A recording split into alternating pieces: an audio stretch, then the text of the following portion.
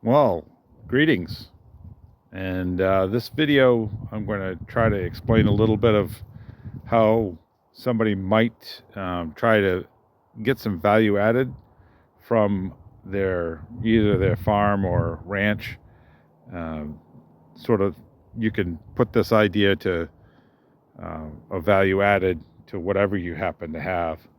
And when you have trees like these oaks here, apple trees and plum trees there. Uh, what I am going to show you here today is some crab apples that I actually eliminated one of the trees because it was just too tall and it was not going to get any kind of production off it. And I've got more crab apple trees than I could ever use crab apples for. So I eliminated this one, and what I'm doing is using my old miter saw to make um, grilling briquettes for smoking and to give apple flavor. And this doesn't take very long. I'm going to set the gimbal up on the tripod over here, and I'll show you how I go through that. I also have some hickory that I'm going to do as well, and I'll segregate it out into a different box. Even though the bark is quite a bit different, want to eliminate any kind of confusion. So let's have a peek, see how this works. So as always, you want to be as safe as possible, and gloves are a good idea. Hearing protection, I've got earplugs in. When you're always want to keep your safety equipment like this in place.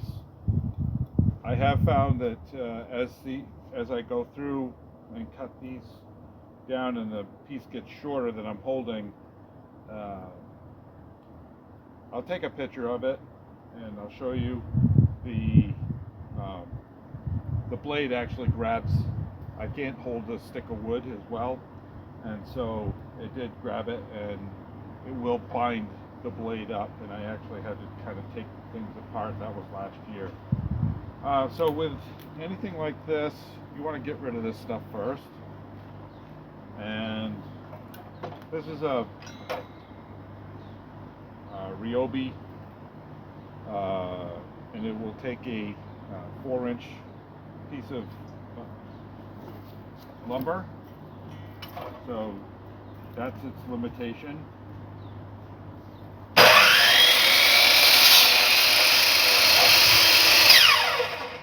And it's got an electric brake, as you can tell. Kind of trying to figure out how the best way to get at this stuff.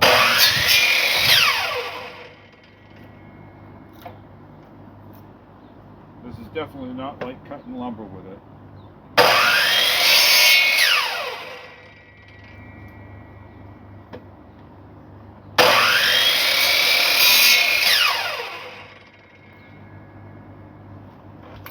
And I think,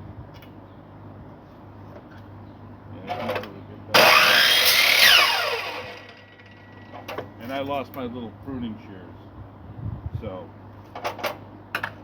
or I would just clip those. That's the reason for that. All right, and then you just, it works really good to just go down through it slow and let the blade actually do all the work.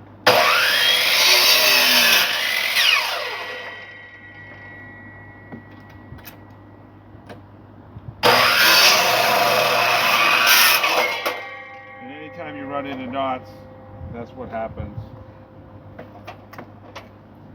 I'm actually going to go from the other end to show you how you can go a little bit faster.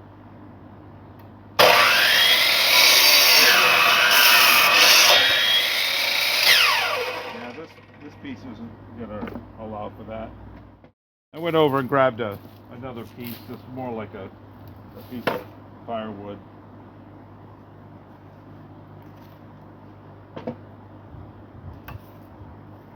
And you can actually go pretty quick with this.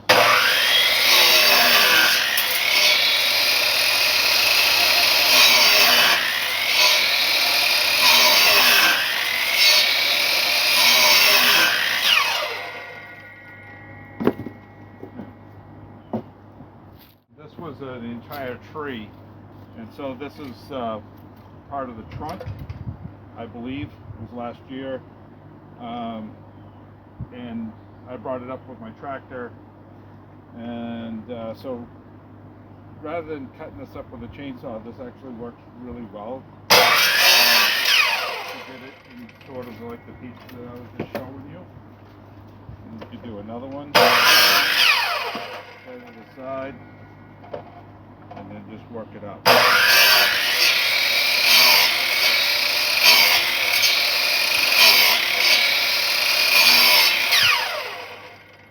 And these are nice sizes to put on a grill. If you've seen any of my grill videos, you can see how I do like to smoke. Actually, the grill's right over here. So I'll work this up and see how much. This is a banana box. We'll see how much of it we'll get from that one tree. Most of you, at least in the United States, have seen banana box, and so you have a rough idea. I think that it's 40 pounds of bananas comes in one of these, and it's so that would be, I don't know, 16, 18 kilos. But and you can get some really, when you cut through this, you get some really nice cross-sectional. It's pretty. This part was where the trunk split, and you started to have two stems coming up. And actually, here's the dividing part, and that actually looks like really nice. You could make some really nice things from that if you wanted to take the time to do so. So, and that might be something you could sell as well. I've seen magnets when we were in California, Muir Woods, almost identical to that, and I think they were getting like $10 for them, and they were burned, had Muir Woods burned into it. Of course, this doesn't come from Muir Wood, does it? So I'm going to go get the hickory, and I'll just do a real quick of that, and so you can see what hickory looks like. And this is it'll be a shagbark hickory. Hickory is kind of known as a southern tree on the mid-coast of Maine. It's a warmer climate, zone 5, not quite zone 6, but they definitely can tolerate the winters here with no problem at all. So as I was speaking, I realized I need to get another box. So I got my hickory box, and hopefully no bad things will happen here.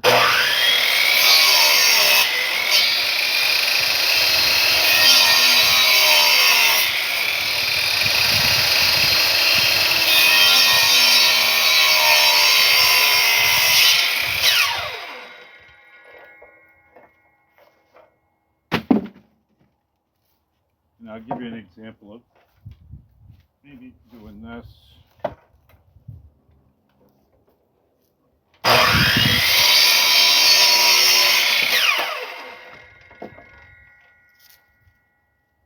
And then I'll just show you what I have, what I limbed off over here.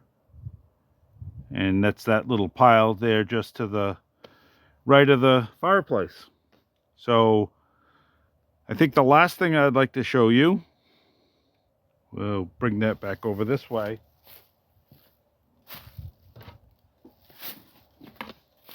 is this is what going to try to sell the the these briquettes in. I'm thinking $3 for this is a 3-pound like club pack that you would get at, say, we got this at Sam's Club, but I'm sure Costco or BJ's, any of those wholesale clubs have these still.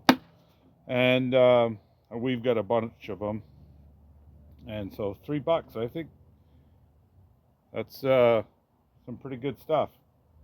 Makes your grill, especially a charcoal grill, really smell nice and get that nice flavor, especially from these two woods. Thank you for watching. Hope you liked it. Hope you learned something. And if you could give it a thumbs up if you found it interesting. It would be really good if you could share the video and subscribe to the channel.